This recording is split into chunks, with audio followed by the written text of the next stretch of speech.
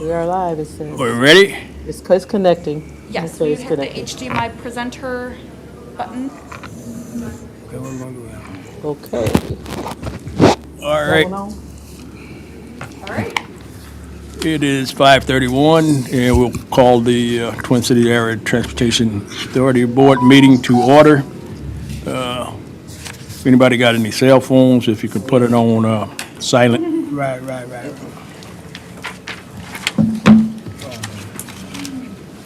We'll call the order, and Madam Secretary, could you call the roll? Trustee Chair Singleton, Present. trustee, Present. I didn't say your name. Spencer Nesbit, Now you can say present. trustee Virgil Hatchett, Present. trustee Gerald Jackson, Present. Cora Robinson, present. We have a quorum. At this time, we approve the agenda as presented. Motion to approve the agenda I so moved. has been moved by trustee Robinson, Second. second by trustee Nesbit. Could you call the roll? Trustee Chair Singleton, Yes. trustee Nesbit, Yes. trustee Hatchett, Yes. trustee Jackson, Yes. trustee Cora Robinson, yes, present. Motion carries. It brings us to the, is there any finance committee reports? Any finance committees, anybody meet for the finance committee? All right. Are we gonna be on the screen? No, that's, this is for Later, the, that's the finance update. yeah, this is just committee, just in case, committee. Do you Yeah, have anything? I don't have any. You have anybody? Okay. All right. We'll move on. Human Resource Committee, any Human Resource Committee reports? Any? I don't think anybody met. Okay. All right. This be March meeting. Motion to approve the February minutes meeting. This be Make the motion. March. I mean, okay, March. That's a typo? Yeah. Yeah, we're reading March minutes. Motion to approve the March. I make the motion to approve the meeting. It's been moved by trustee Second. Nesbit, second by trustee Jackson. Roll call. Trustee Singleton, Yes. trustee Nesbit, Yes. trustee Hatchett, Yes. trustee Jackson, Yes. trustee Cora Robinson, yes. The motion carries. Next item is the balance sheet and profit and loss. All right, that's your coming. Give me 1 second. Switch around. Okay.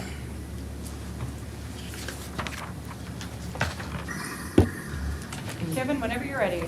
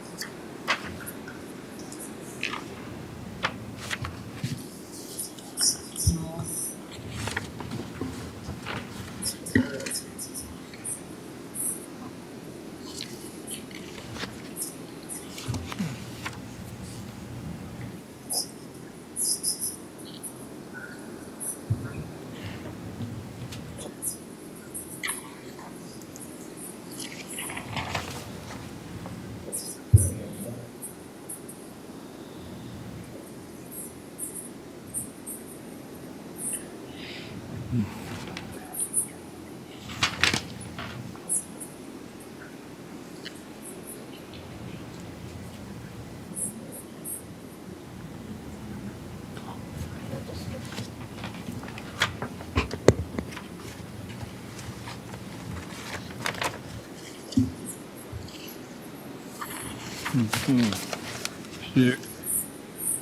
there any questions from trustees?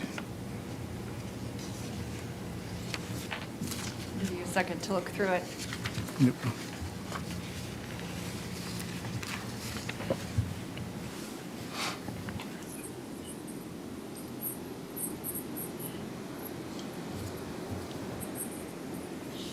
I will.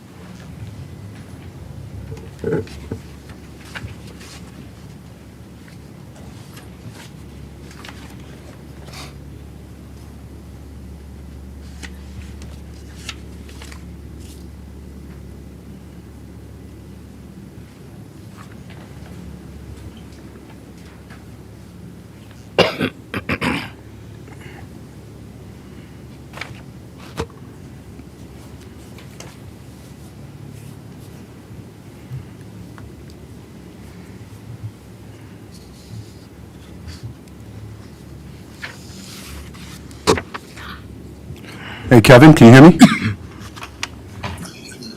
After the financial updates, I'm going to want you to stay on a little bit and talk about the accounting contract renewal.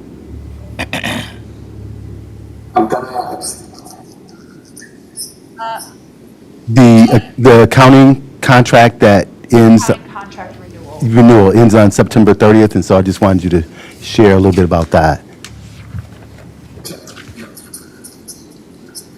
Yes. Yes. Tell us about it.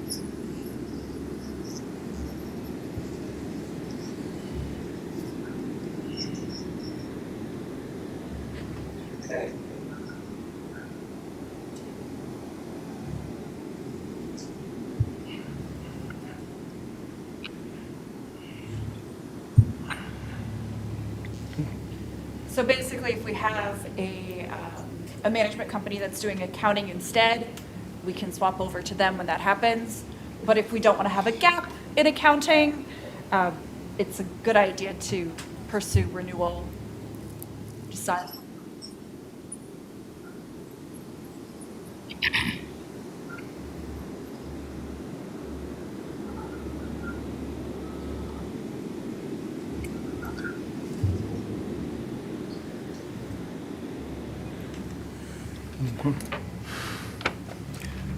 Any questions? That was my question.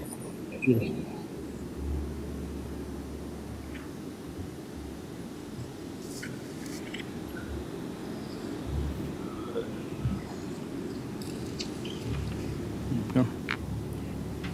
Which would be okay because we probably want a 30-day overlap anyway.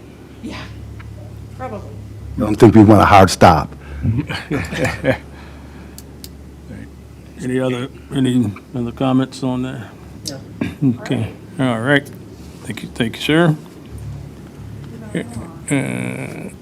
Next item, we covered, I guess that's already covered under the director's update, the accounting contract renewal for Hungerford. Next item, building structure repair.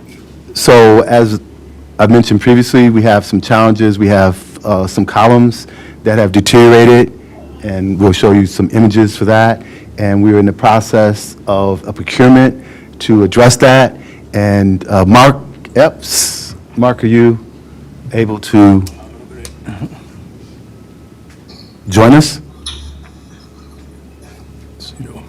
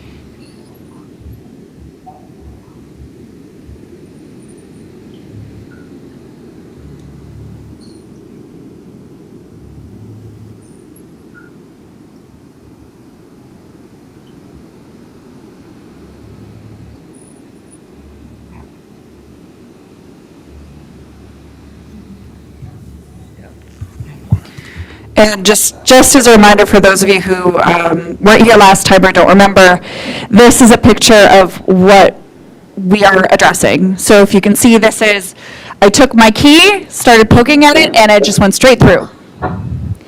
And almost every beam column in the garage that are these like white thinner columns are like that, or very close to that. They're also separating from the wall quite a bit. Let's see if I can get, where are you? So you can see there's a big gap here. That's probably an inch, inch and a half or more that it's separating, and this is something that is visible from the outside of the building, because these panels are the outer wall. So, yeah. So a couple things. Those aren't load-bearing columns, so they actually support the exterior panels. So you can see the red column, that's actually the load-bearing column that supports the roof. So that's a good thing. But the bad thing is that those columns that are deteriorating support the outside panels, and you can see that separation between the panel and the column. And then what Mark was referring to is these columns extend around the entire perimeter of the building, but because they're covered by drywall on the other side of the building, we're not sure if that deterioration is present or not.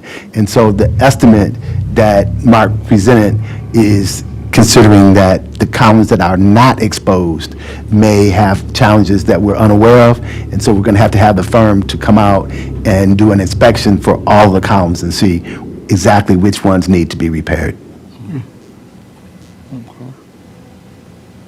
And it's really just because those columns were exposed in the garage, did we realize that that problem existed? Because it could be like that, like I said, on the south side of the building too, but because those columns are covered by drywall, we're not really sure.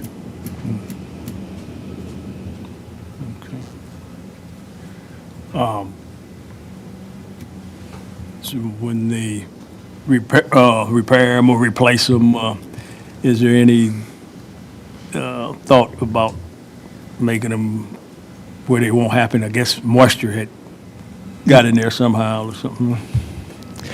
Yes, the ceiling, right, with the S, is troublesome. And so there will potentially be the necessity to replace the ceilings around all those exterior panels to make sure that moisture doesn't get behind those panels and cause that damage. And then there's maybe some other materials that they could use that aren't as susceptible to that type of deterioration as well. Because I think that building was about, how old is it, 50? Yeah, 50 years. I think it was 1974, I think it was built. Yeah. Okay. So, All right.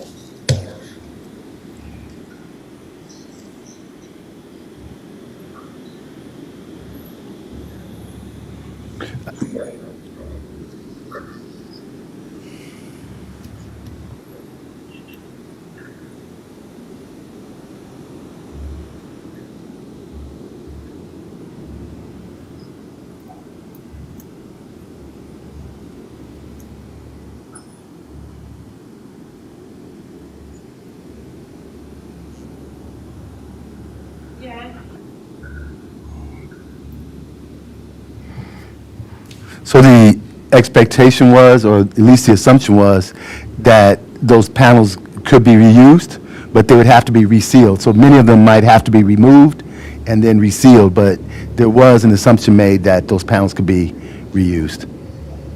Yeah, and I don't remember seeing any obvious damage to the panels themselves in terms of water damage. It's all on those columns. Are they able to put some type of water-resistant material or something on those beams, so if water do get in that it won't rot it out like that? I don't know, some type of spray or something. They got a lot of stuff these days now, I guess they didn't have 50 years ago. I mean, they can. The right paint should do a good job.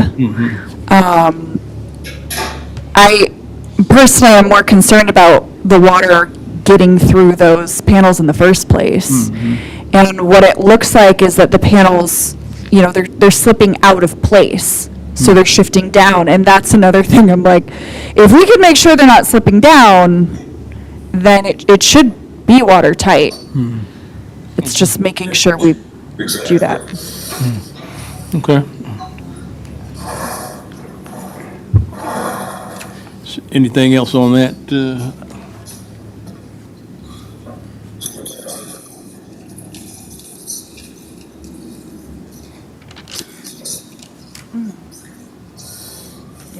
And there's capital improvement money.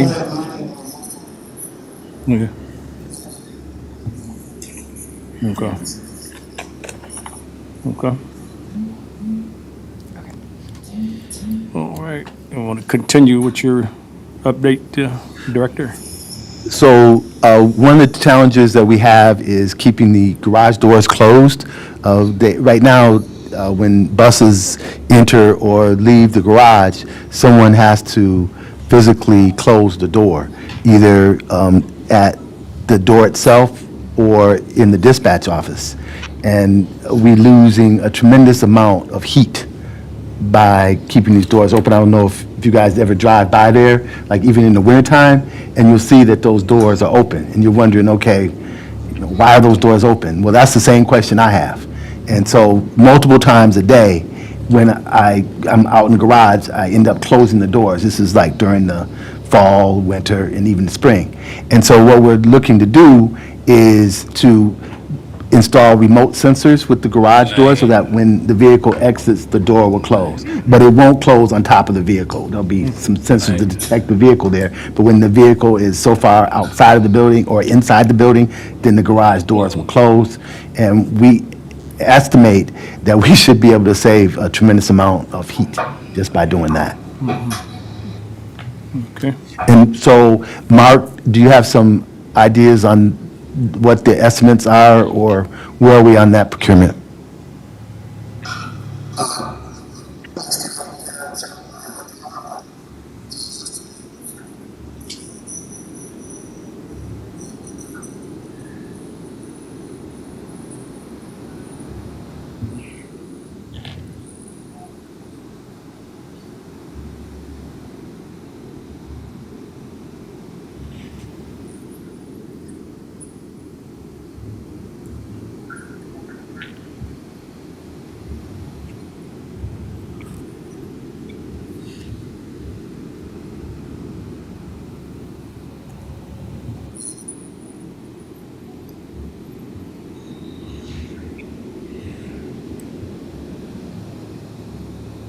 So the idea is for this to be in place before the fall, so that next winter, we have a automated system in place.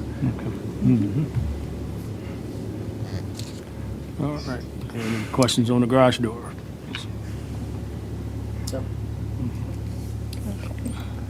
can continue, sir. Vehicle updates, we got great news today. Bus 53 that was in the February 20th collision is going to be able to be repaired for about $63,000. We had originally taken it to the truck center, which is off the Parkway just before the airport, the South Bend Airport. You can see it on your left if you head towards the South Bend Airport. It's quite a facility, and they gave us a quote. At first, they told us that the bus was totaled, and so we were very disturbed by that. And then they came back with a quote of about $85,000, and we were disturbed by that. And so we went and grabbed our vehicle, because it was just in South Bend, and we had the tow truck, so it wasn't a big issue. And we've now had the vehicle taken to Hoekstra, which is the vendor that produced the vehicle for us, and they've come back with a $63,000 quote for the repair. With our insurance, we have a $25,000 collision deductible, and then we are going to go after the party at fault. Michigan No Fault allows us to file a claim with the party who was cited as being responsible for the collision, and so we can recover $3,000 from that party. They have Progressive Insurance, and so that will make our deductible, our contribution to the deductible $22,000, because that $3,000 will actually count for our portion of the deductible. So we'll be at 22 plus 3 is 25, and then the remainder will come from our insurance company. Now that is just covering the physical damage to the vehicle. Right. Okay. That would end up being back on the road then. Yeah, that's important, because if that vehicle had been totaled, we would have ended up having to pay MDOT and FTA back for that vehicle, and we would have been out of a vehicle, right? And that's a very important vehicle for us. And so we're looking to have that vehicle back as soon as possible. Any questions on that? Any comments? All right, move on to. So Michigan No Fault Law impacted this situation tremendously. I am not a fan, and we are feeling the wrath of the Michigan No Fault Law, because already we've had probably about $10,000 in expenses. We've had legal fees. We have, with our insurance, we have a claims administrator that we have to pay. We have about 7 claims out there, and they itemize these claims and our services on these claims. We haven't received the invoices from the medical bills for the passengers yet, and so that could be significant. As you'll see the interior during the collision, and we had a passenger that was seriously injured. And so one of the things with the no-fault law is that the party that's injured would be covered by their own insurance. But in this case, the party that was injured didn't have insurance. Then they would be covered by their own health insurance, but they didn't have health insurance. Then they would be covered by their homeowners or property insurance. Well, they didn't have that either. Okay, so then the fourth entity down the list is the transit provider, which is us. So we are totally on the hook for the injuries for the passengers that file claims. Yeah. We don't know what those numbers are, but they could be ugly. And so my goal is to kind of get a better grasp of what those numbers are, and then I'm going to write a very sharp editorial for the Detroit Free Press or News. But it's going to be hardcore, because this is very unfair to transit providers across the state, because this was not our fault. The other party ran the traffic light and received a citation, yet we're going to be out of potentially quite a bit of money.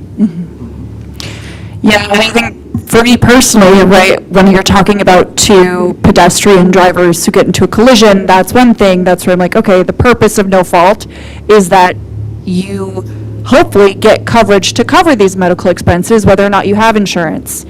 But when we're specifically looking at a public transit lens, I mean, yeah, this could be very bad for us financially, even though legally we did nothing wrong. And this is what makes it such a risky industry for insurers. It has ramifications up and down, even if we didn't have the claims history that we do. And I for one hate to see this impact our future ability to secure insurance based on something we didn't do wrong. But it is a claim. But it is a claim. I have a question about that. I mean, we have in our personal insurance for our vehicles, we have QHP, Qualified Health Protection, and we have to have that personally, because if we're not, then we have to buy it through the insurance company.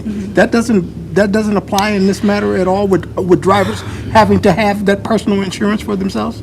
So the driver isn't personally liable at all. It's the entity, it's the authority.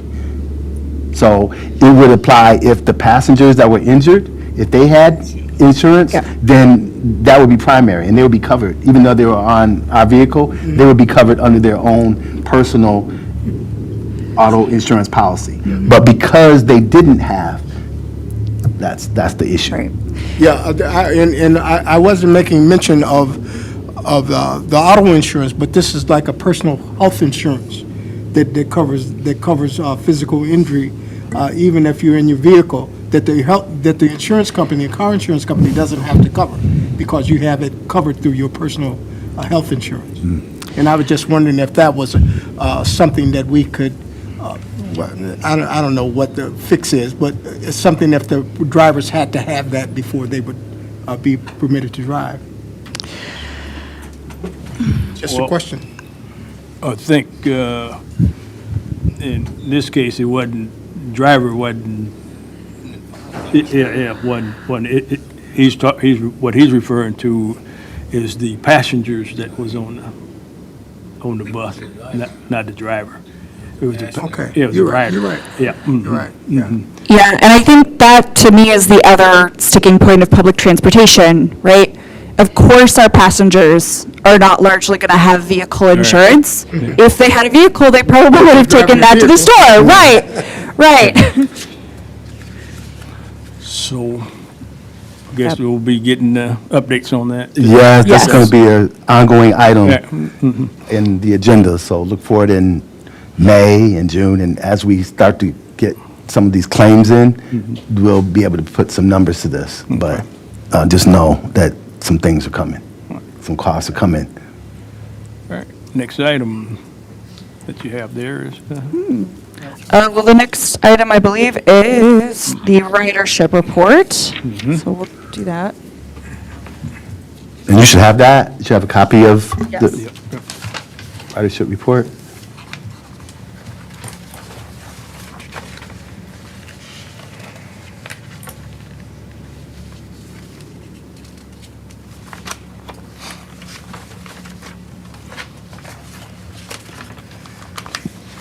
Looks like for the month of March, we had a grand total of 10,637 riders.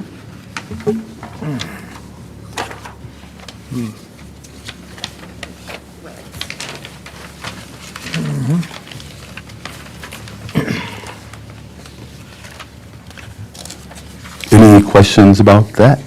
I'm just noticing that it's now broken down by drivers Yes, and bus. Yes. yes, it's by drivers. Okay, drivers. Yes, it's broken down by drivers. We do not have this labeled by who was driving a line haul Okay. versus a regular. But you can kind of tell by the larger numbers whether people are driving the line hauls.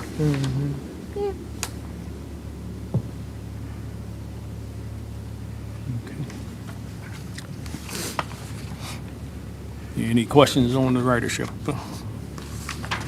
I think it's just great how you break it down so you can can see who's getting, fair amount of passengers or which routes have the heaviest. And what we may do, just for your knowledge is do a monthly summary so you can see what the change is from month to month and even year to year. Because we're a little under potentially where we've been. We haven't recovered from COVID. And so we're kind of in a steady state rut in comparison to where we were prior to COVID. And maybe we can have a graph or something that'll show you that. We could do that, easy. Okay. Fuel report.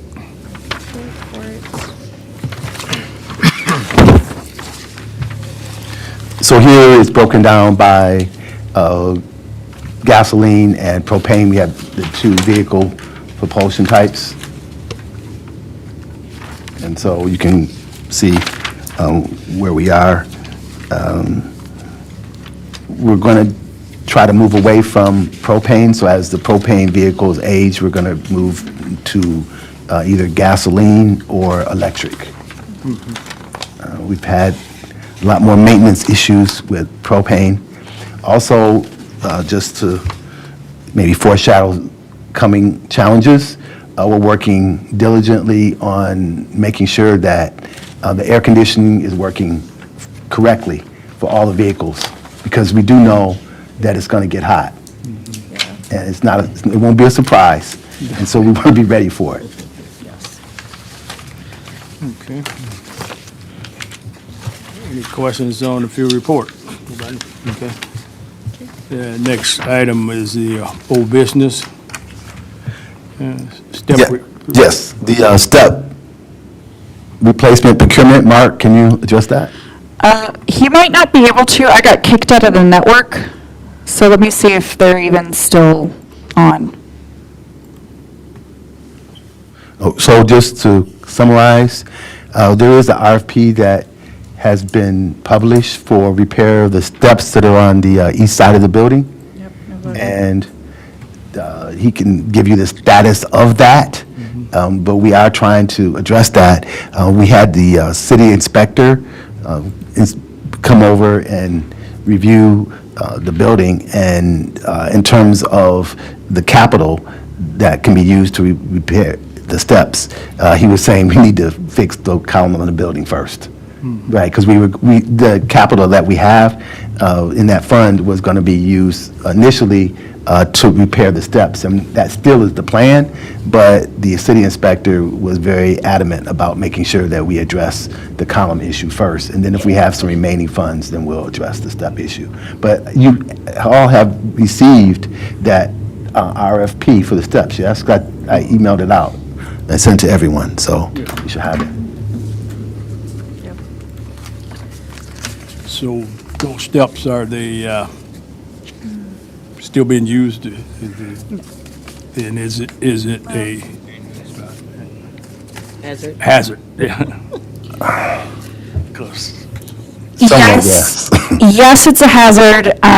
They were roped off. I'm not sure if we've re-put on the tape, but someone falling down steps that are clearly broken, that everyone on staff knows are broken, is probably a lower risk than the walls collapsing. So is there, those steps, is it an alternative route To fixing them, or to? to get in and out, where you don't have to use the steps? Oh, yeah. Okay. You can go up the hill.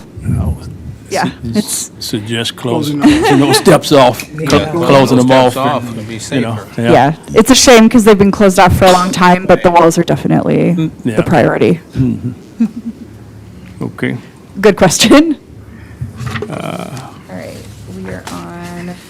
Next, Seatbelt. All right, we are on the seatbelt mandate, which you also all have a copy of the written draft of that, so we can go through that, and I have the internal video to show you all.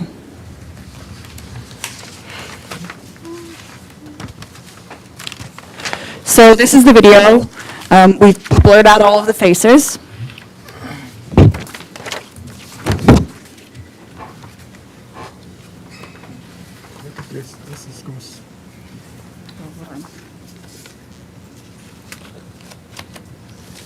The glare of the light.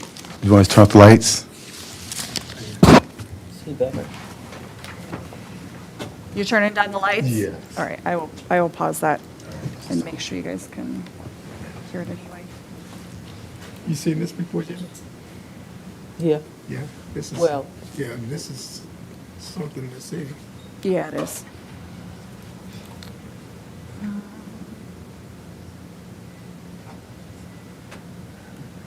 Guys, we don't need the headphones. okay. We don't need the headphones if we're not on Gmail. Okay.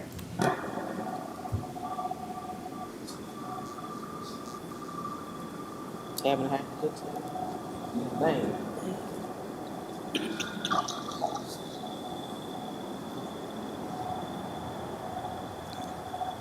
Think that baby's in a stroller.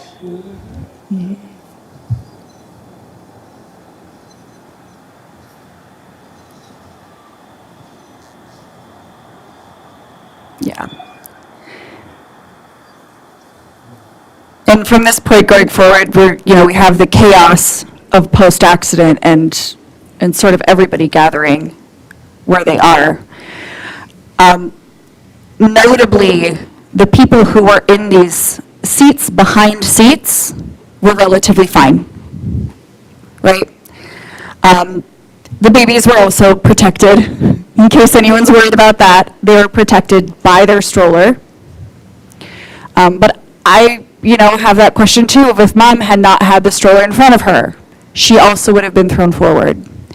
So the base of this seatbelt requirement, it's not going to be every single seat on the vehicle. It is what we are calling exposed seats. Play that again so they can just see the difference between the people who Had a clear path to come out of the seat. Yeah, absolutely. And just to emphasize the amount of force that this collision was, keep an eye on this piece of metal right here. Go back a little further.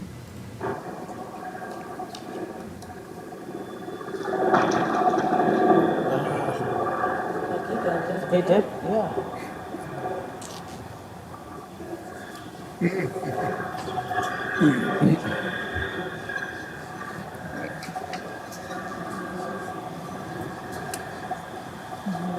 So that passenger was seriously injured. He was in the hospital for quite some time. He was in intensive care for a while, and he's in therapy, is my understanding. Yeah. But you can see that this is a serious issue. Again, as Teresa mentioned, the mother would have probably had a similar fate had she not had that stroller in front of her. So the stroller protected not only the babies, but the mother as well. And all of the passengers, except for the passenger in the furthest in the back, filed a claim.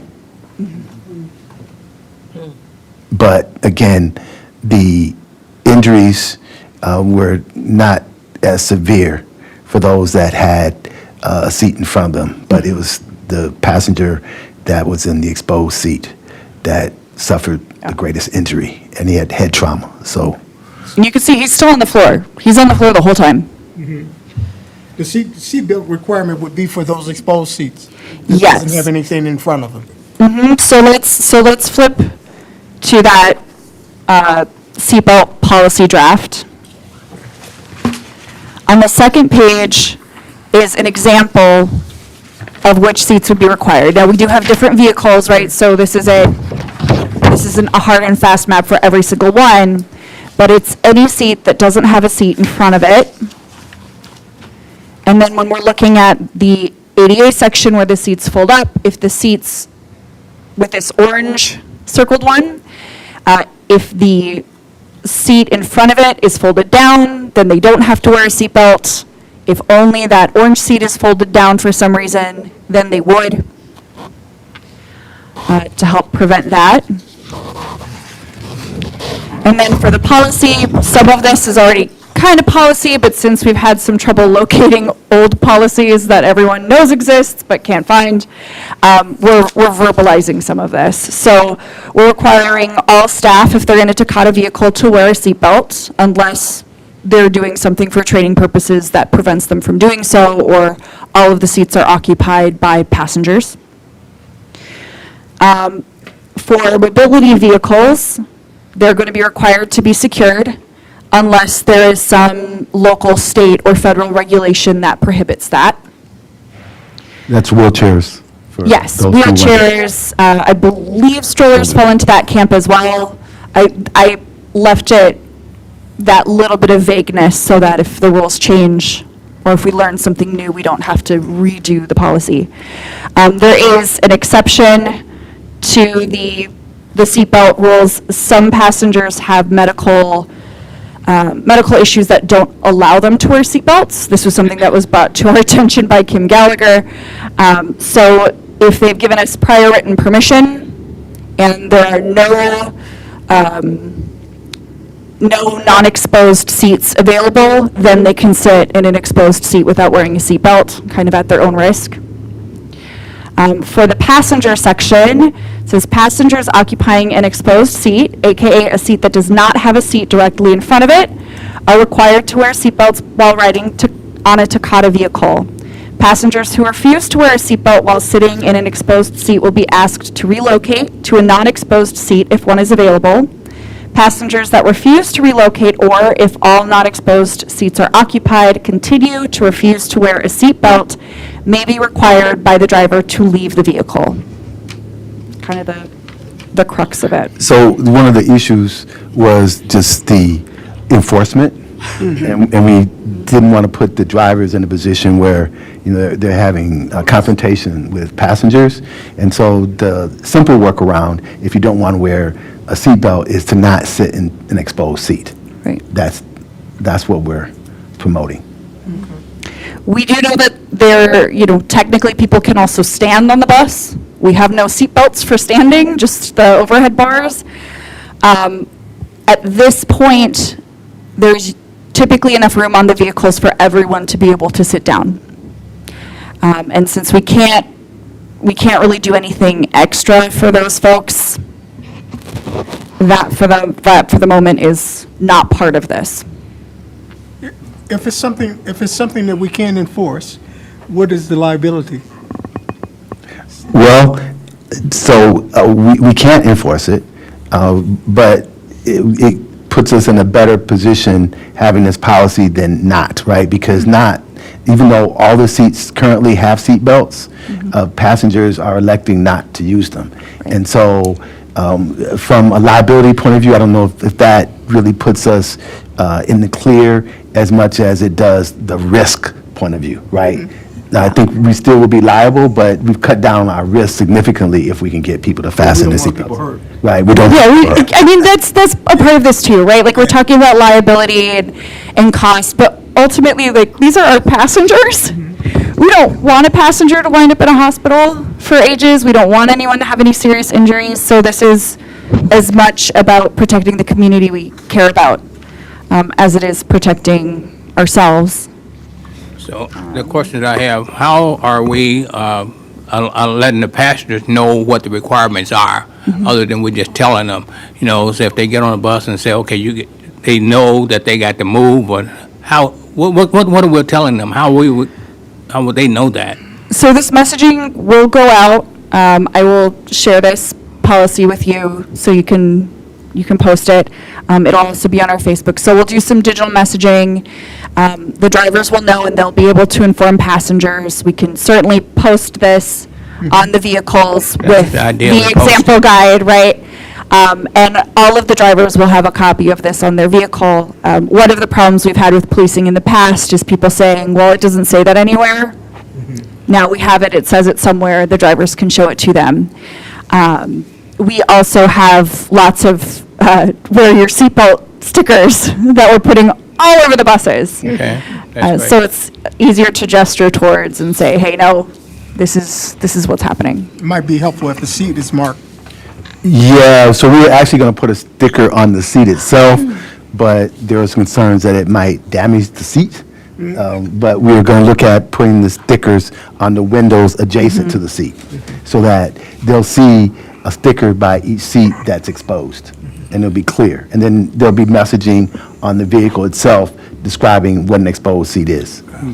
Yeah, I think posting it would take a lot of responsibilities away from the drivers because they forget to tell someone, you can see it, the people, the passengers can see that. So don't put all the responsibilities on the drivers. Do something to post them so they can help themselves. Absolutely agree. Done. We'll do it. Okay. We'll get the lights back on there. Yeah, I believe this one we were hoping to go Thanks. for a vote today. Yes. Okay. We heard the report for the seatbelt policy and entertain a motion to adopt the seatbelt policy as presented. I'll make the motion to adopt the seatbelt policy. Second. It's been moved by trustee Nesbitt, seconded by Mr. Jackson. Roll call. Trustee Singleton, Yes. trustee Nesbitt, Yes. trustee Hatchett, Yes.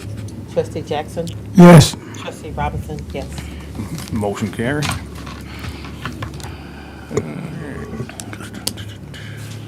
That brings us to new business. So you should have all received a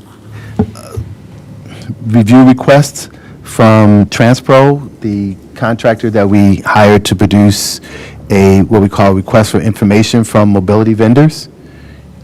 Hopefully you've had a chance to at least review it a little. You have until this Friday to submit any comments. You can send them to us, or you can send them directly to David Johnson at Transpro. And there will be a couple areas where you might want to make input. The first is just the overall ask of potential vendors in terms of their capability. Because what we're seeking to do with the RFI is to inform potential vendors of some of the things that we would like to have and some of the things that we must have. But there may be some other things that you would like for us to have, at least by us having it in the RFI, the vendors will respond to that, those that are interested.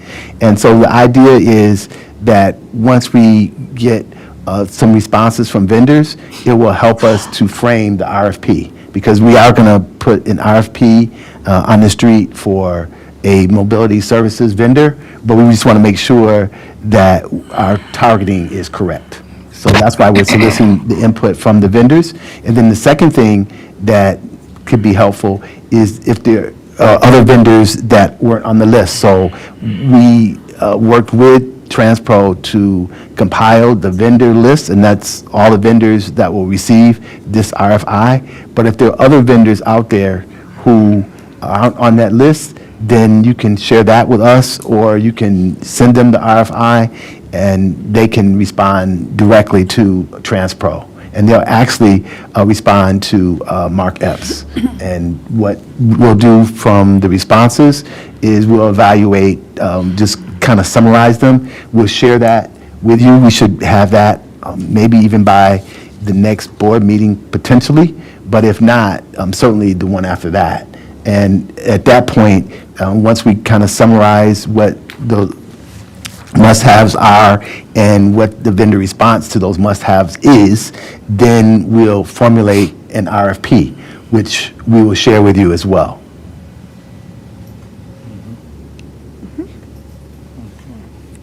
So in terms of timeline, the RFI will go out next Monday, which is, I think, is that the 25th? 26th, I think. Let me check. Oh, 27. 27th. 28th. 28th. We're all wrong. All right. And then they'll have 30 days from there to respond. So they'll probably miss the next board meeting, but we will summarize those responses.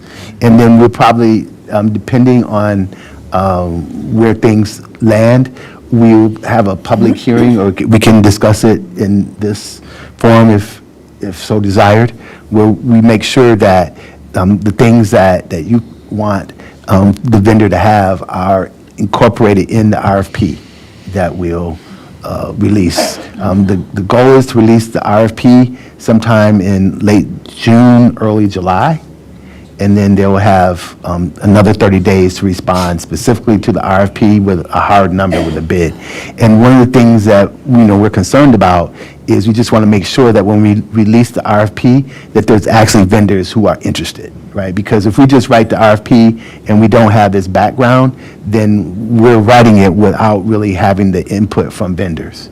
And so this way, we'll actually write the RFP ourselves, but we'll have professional input in terms of vendor capability. So that's why we hired this company, Transpro, to help us with the RFI, but then we'll pretty much develop the RFP ourselves. And Mark and Oliver will be the lead on that, and, we'll all contribute to it.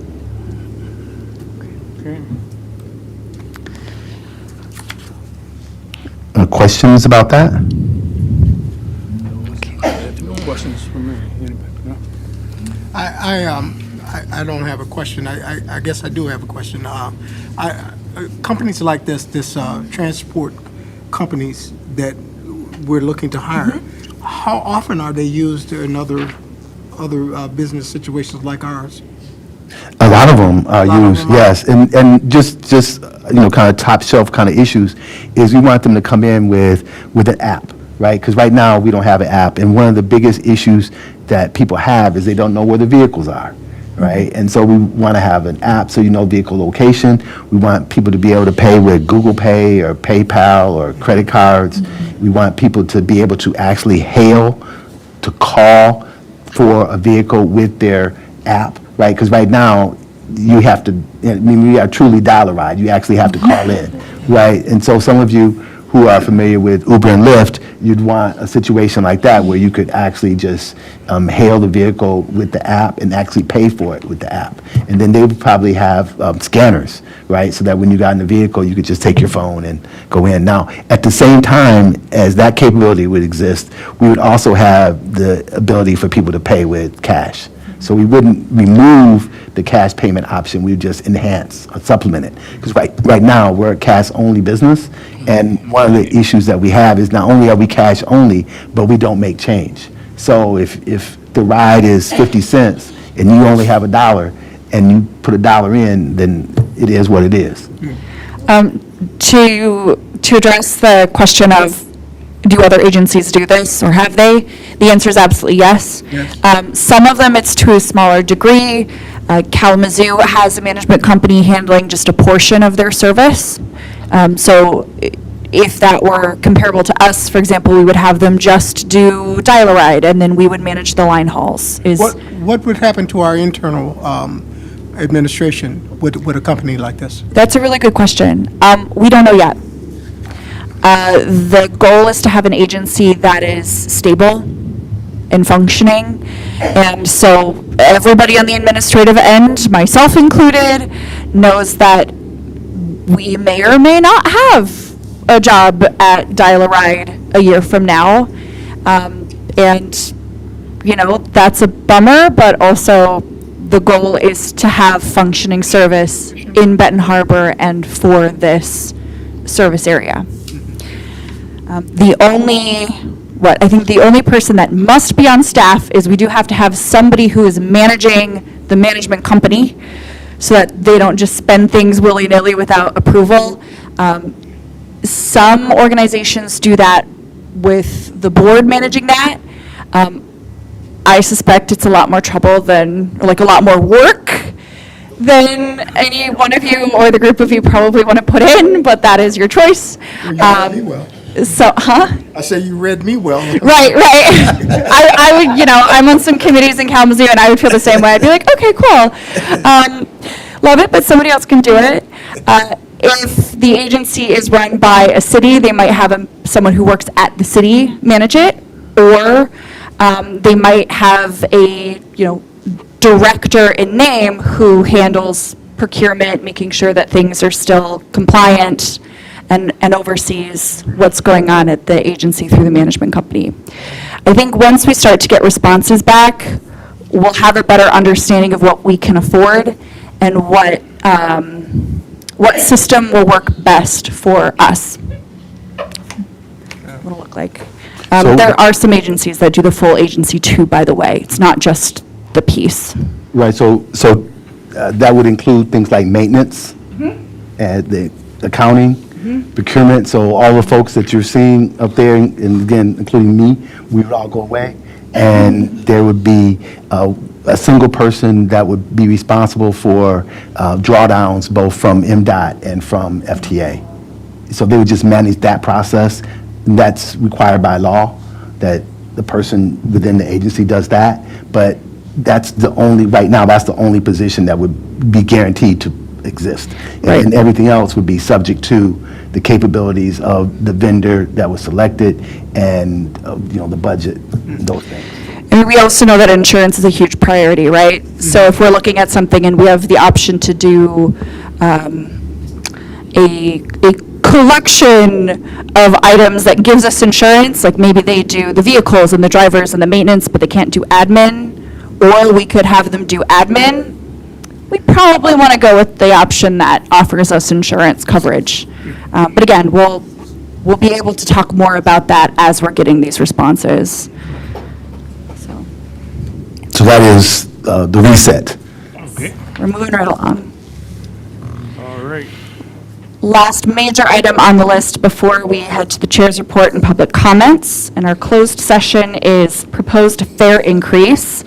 Right now, we are basically asking permission to pursue fare increases rather than the exact numbers that are in front of you right now. Next month, we'll have specific numbers, and Todd can talk more about that timeline. Yeah, so what we want to do is we want to have a process that will lead to an increase.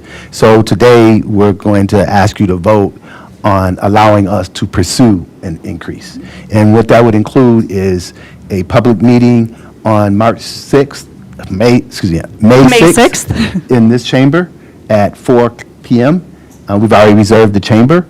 And the idea is that we want the public to be able to comment on the increase, and then we set it at 4 p.m. so that people could actually ride the service to come to the meeting, right? We didn't want to set it for 5:30, and then after the meeting ends at 6:30, No rides home. exactly, no rides home.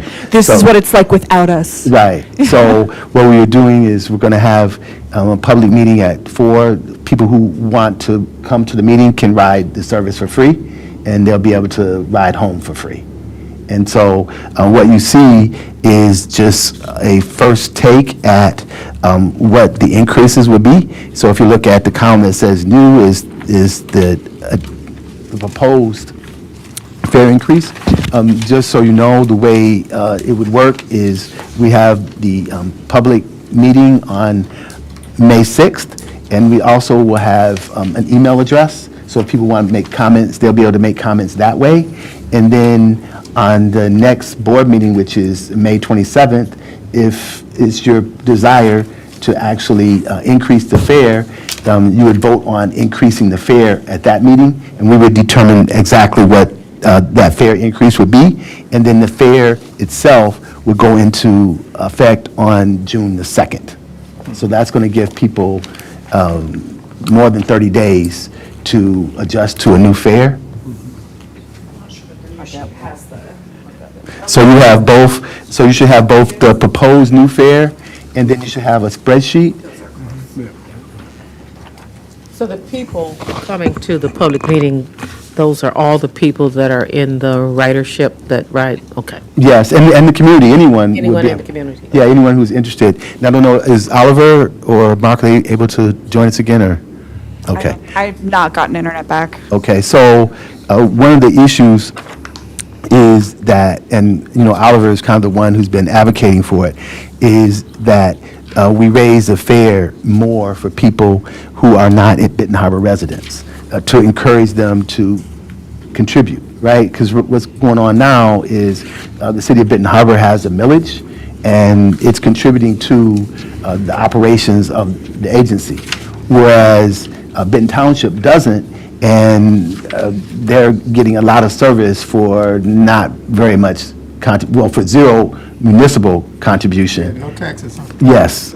And so the idea was that's something that you have to consider, is that, do we want to raise the fares more for municipalities that don't contribute? Like, do we want to raise the fare more for Benton Harbor? Do we want to raise it more for St. Joe? Or, excuse me, Benton Township, St. Joe Township, Royalton, and then even down, we have the urbanized area that's been expanded all the way down to New Buffalo, and right now we don't have the operational ability to serve all the way down to New Buffalo. I know some folks really wanted to see if we could have like a couple runs to the casino, and we'd like to do that, but we right now just don't have the funding to do that. But with potential fare increase, with some other things that you might want to consider, we might be able to do those things. So certainly with this fare increase, we aren't going to be able to do it. But this increase was just a start, it was just a template for you to consider. And you can, this is open discussion on what your pleasure might be. Any questions, comment? I do have a comment. Please. Benton Harbor does have a millage, and anybody that pays taxes support that millage. And I think that anybody that rides that are not part of the city in that tax, then we really need to take a look at, because people have said that they want to support us. And if we can use getting some of that money through the township, through all the other communities that we're picking up, and they're paying the same amount that our residents are paying, I think we should at least raise those fees. So Accommodate. Right, so like if you look at the regular fare for Benton Harbor residents is $3, and the regular fare for all others is $4, Yeah. according to the proposal. So you would say, like for Benton Township, this is Benton Township, St. Joe Township. So you're saying you would like to see that maybe go to 5 or 6? Yes, I would have no problem, very much, because, and then looking at, now that you're keeping track of numbers and where the buses are picking up, you know where if we're picking up a lot in that area, We know the increase. then we need an increase, so we need the revenue. Because it's going to benefit them just as much as it's benefiting the people in the city. But now they're actually contributing to the service. In the data that we was given on the people that were being picked up, that really shows that we really need to increase that fare, because we're picking up a lot of people in those areas. I also think that, those who are members, who are contributing already, it's like being in the club, and you should have some type of benefit for being in the club. Although, we know that it's definitely need to be some increase, but across the board, if I'm a member of the club and To get better. non-club member, paying the same thing as me, then what's the benefit for me being in the club? So, I think that would be fair, It might be some incentive too for those municipalities. Exactly. to join the club. Exactly. Read my mind. So one of the things that's come out of discussion with some of these municipalities is that the elected officials in these municipalities, they have cars. And so they kind of pretend and assume that everyone in their municipality. can get what they want. Right. And so they're not as concerned about supporting transit, public transportation, because they have a car. And this is pretty common among elected officials. So when you go to them and you ask them to support public transit, their perspective is, I don't use it, and we don't use it. I don't even know anybody that uses it. And so that was one of the considerations that was given in trying to have just modest increases to the fares for people who don't live in the city of Benton Harbor, because their elected officials may not be sensitive to their needs. And so, it's your pleasure if you want to raise the fare for non-Benton Harbor residents to $6 a ride, then that's possible. What we do is we have exempted locations in Benton Township. So, for example, if Benton Harbor resident rides from Benton Harbor to Walmart and back, it'll be $3 each direction, right? But right now, if a Benton Township person wants to ride to Walmart and back, that's Benton Township to Benton Township, that would be $4 each way, so that'd be $8. Now, if you want to increase that, it's your prerogative. If we could increase it to 5, we could increase it to whatever you think is the right number. And Well, I think we have to Have some dis- lean on, and lean on staff to Yeah. know those numbers and, and consider, staff recommendation as to what they need to go up, and then if there needs to be some adjustment, then we can do that, I think. we certainly can. I mean, what you see is you should have, that sheet right there. Yeah. So you have a sheet in front of you. It shows that just with the proposed fares, that we raised an additional $122,000 over the course of a year. And that's actually a lower bound, because it really is just looking at passenger numbers, and it's not including, if you go out to Royalton Township, where a lot of house services are, then that's $7 already. And so if we wanted to increase that, then that may increase, the bottom line number. Again, the concern is just that the elected officials in some of these municipalities aren't as sensitive to the needs of the people who utilize public transportation. And so that's the hesitancy in tremendously raising the fare. But we can create a sheet like this where we show, well, if we increase it by, this sheet just shows an increase relative to this proposed fare increase, but we can put some other fare increases in there too, so you can see it, where you can say, okay, if we raise the fare, it could be that you want to raise the fare for Benton Harbor, Benton Township residents to $5. That'd be $5 each way, all right? And then we can show you what that would mean in terms of revenue for the agency. And I think we need to make it clear that these are not penalties or, or something, we don't want nobody to get the perception that, okay, since they're elected officials choose not to go for the. Contribute, then, it's not. Punitive, yeah. Yeah. It's not a tariff. No, it's our As a citizen in one of those municipalities using the service quite frequently, and my fare increase, then that should be an issue for me with the public officials. Yeah. Right. Particularly because there's something that they didn't do that has caused me to have to pay this higher cost. And I was thinking the same thing. If we do raise it, and they see now that they're paying more, then maybe they'll now go to their elected officials and say, hey, maybe we need to contribute, so we can get our fares down, so it's more economical for That's us. progressive thought. but Yeah. anyway. You know what I'm saying? And I think with the elected officials, when we had that meeting at the library there, and some of them did say they were interested, but they want to hear it from their constituents. They want, their residents to say, hey, yeah, because they haven't heard anything And from we'll them. give the residents something. So now if the residents say, hey, look, yeah, we want to be part of this, so once they hear from their residents, then I'm sure that they'll, take a closer. So one of the things that we're looking to do starting in June is to address the municipalities directly, right? Because in that meeting on March 6th, they were saying that, can you come to our meetings? Can you share some information with both our elects and our constituents? And we'll be prepared to do that in June.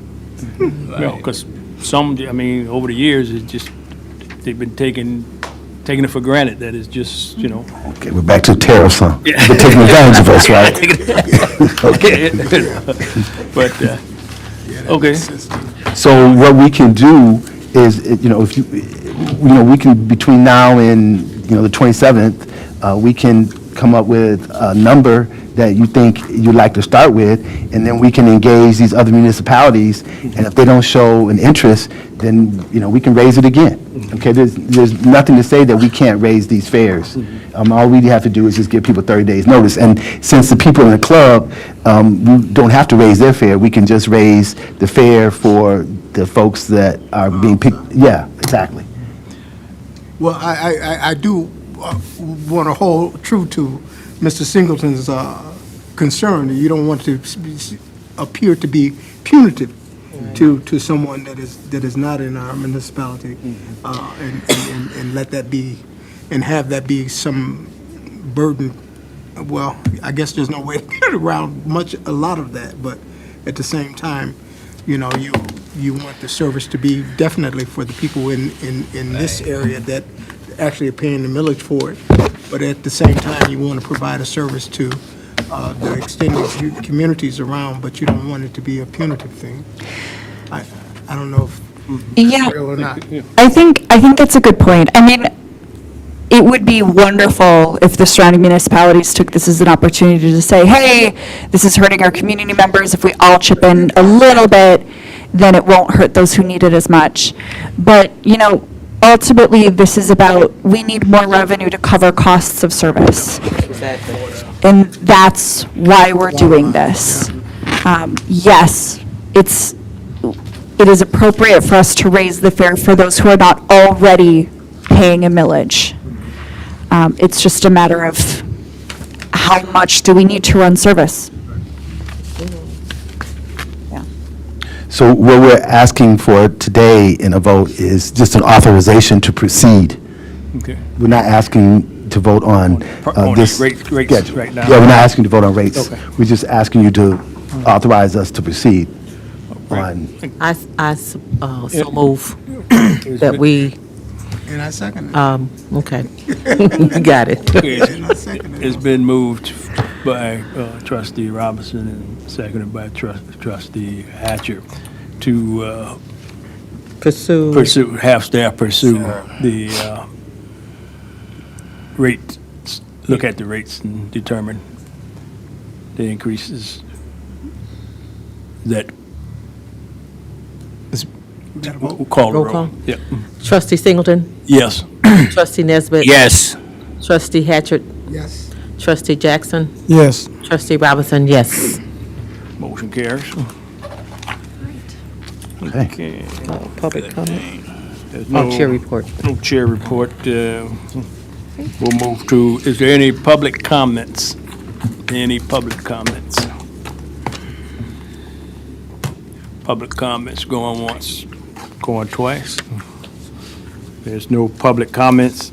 At this time, we do have on the agenda a closed session requested by employee D. Sally, a hearing and considering the dismissal, suspension, or disciplining of D. Sally. Anyone that's not a part of Takata or In an administrative capacity. have to excuse themselves. We should make sure the stream is turned off. Yeah.